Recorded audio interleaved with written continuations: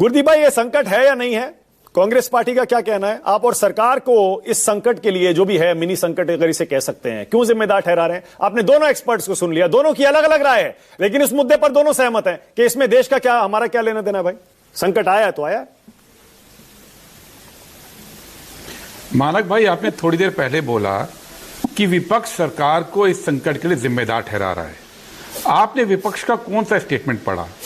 राहुल गांधी ने स्पष्ट बोला कि इंडिया की एनर्जी सिक्योरिटी पे संकट है क्योंकि युद्ध हो रहा है, हमारी सप्लाई लाइन डिस्टर्ब होगी, और ये बोला कि ऐसे समय पे सरकार को ठोस नीति बना के आगे काम बताना चाहिए, लेकिन चूंकि पीएम कॉम्प्रोमाइज है इसलिए वो नहीं हो रहा है, ये बोला।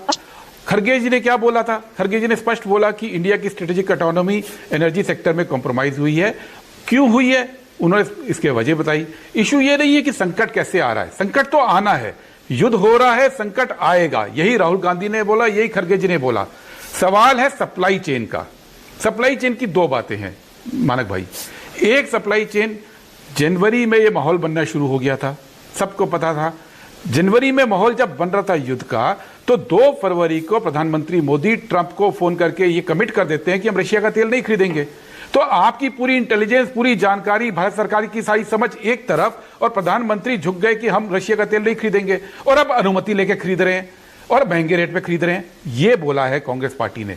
दूसरी बात, भारत अकेला देश है मानक भाई जिसके लोग ईरान में हैं, जिसके लोग इजराइल में हैं, जिसके लोग फिलिस्तीन में काम करते हैं, जिसके लोग यूएई में करते हैं, अमेरिका में करते हैं, सऊदी अरब में करते हैं, और तमाम देशों में करते हैं, और प्रभावशाली हैं।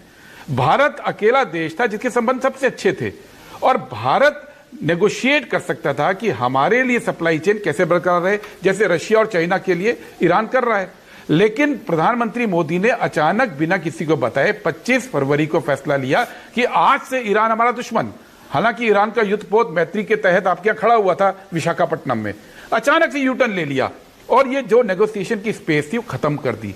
ये प्रधानमंत्री ने क्यों किया? इसका जवाब कोई देगा कि आप एक तरफ कैसे हो गए? पर आज एक तरफ हो गए तो आज आपके पास सप्लाई चेन में इंटरवीन करने का ऑप्शन खत्म हो गया, जबकि भारत अकेला देश था पूरी दुनिया में जिसके सबके साथ संबंध अच्छे थे।